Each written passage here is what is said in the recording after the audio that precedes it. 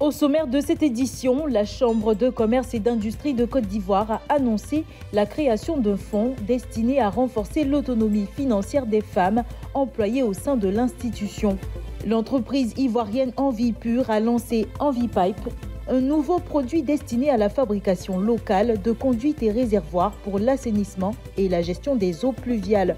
2 braconniers, membres de la confrérie des Dozo, ont été appréhendés dans la réserve de Unzi River Lodge par les éco-gardes. Bienvenue dans le 7 minutes. Mémé Fatou Silla, première femme industrielle de Côte d'Ivoire, a été mise à l'honneur à la Chambre de commerce et d'industrie. J'ai démontré que la femme ne doit pas être faible. Pour moi, il n'y a pas de mari. Travail d'abord. C'est comme ça que femme plombier, Sukoji, CGFIA ont donné du travail. Le président Oufo-Boigny m'a trouvé un jour sur le chantier à Ayam Soukro, dans le coin des filles, avec ce litre-là. Il me demandait, elle fait quoi cette fille? Je dis, mais c'est notre plombier femme. Voilà, Fatou Silla est parti, connu par Oufo-Boigny direct. Sachez ceci, vous n'êtes pas seul. La Chambre de commerce et d'industrie de Côte d'Ivoire est et restera à vos côtés. La Chambre a aussi marqué la Journée internationale des droits des femmes. Femme Touré, président de l'institution, a annoncé la création d'un fonds commun de placement pour les employés de la CCI-CI. L'objectif, renforcer leur autonomie financière et les préparer à la retraite. Je voudrais interpeller les femmes sur le fait qu'elles doivent se battre. Elles doivent créer des entreprises et leur dire que la Chambre est là pour les accompagner. Créer des entreprises, faire la promotion des entreprises, et c'est ça qui va leur permettre de grandir. La célébration de la GIF 2024 à la CCI-CI a porté sur le thème « Investir dans le futur de la femme ». Quel accompagnement de la CCI Côte d'Ivoire en tant qu'institution nationale?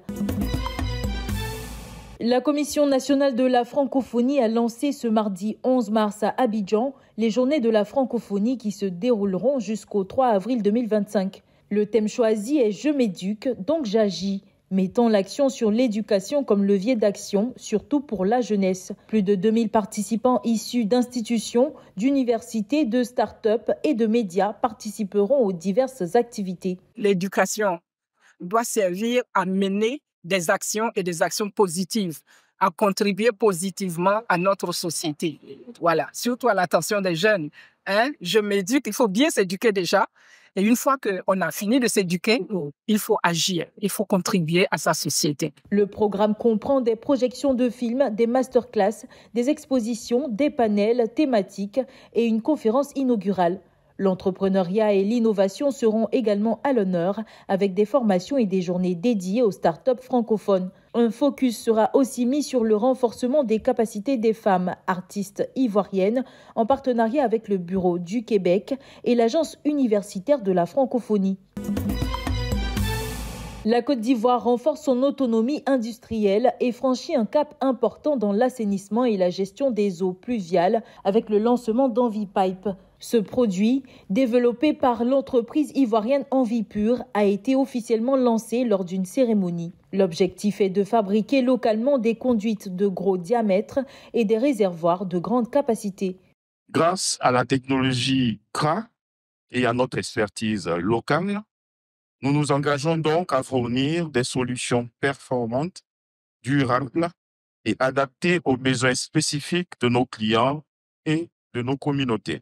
Envie Pipe incarne notre engagement à offrir des produits de bonne qualité, à créer des emplois locaux, à contribuer au développement des infrastructures essentielles pour notre région et surtout à résoudre les défis liés au changement climatique.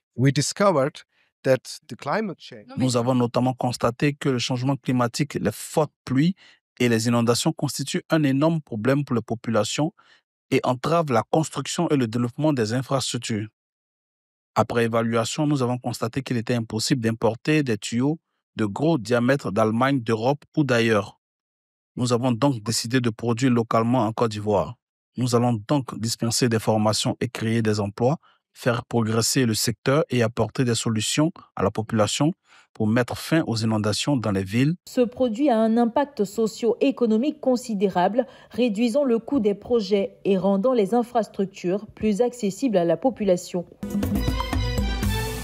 2 braconniers, membres de la confrérie des Dozo de l'association Benkadi, ont été appréhendés dans la nuit du 9 au 10 mars 2025 par les éco-gardes dans la réserve de Unzi River Lodge, située à 45 km de Boaké, sur l'axe Boaké-Satama-Sokoro. Les 2 braconniers expriment des regrets et appellent les chasseurs à abandonner cette pratique illégale en Côte d'Ivoire. On demande pardon. Voilà. On ne va plus reproduire ça, en tout cas, sincèrement dit. Si Dieu a fait qu'on a pu sortir de ça, voilà. Donc, plaide toujours pardon pour nos erreurs. Et dit aux autres Dozo que nous sommes des Dozo, qu'on a de la même confrérie, d'éviter d'aller là-bas.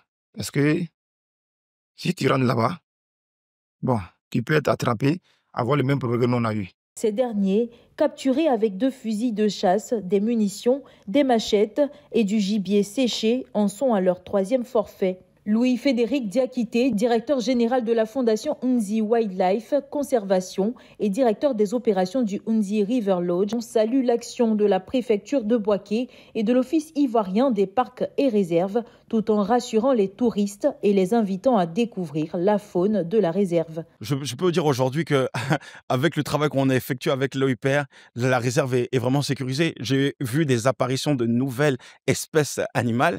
J'ai vu des hyènes qui sont arrivées. J'ai même des éléphants qui passent, qui traversent.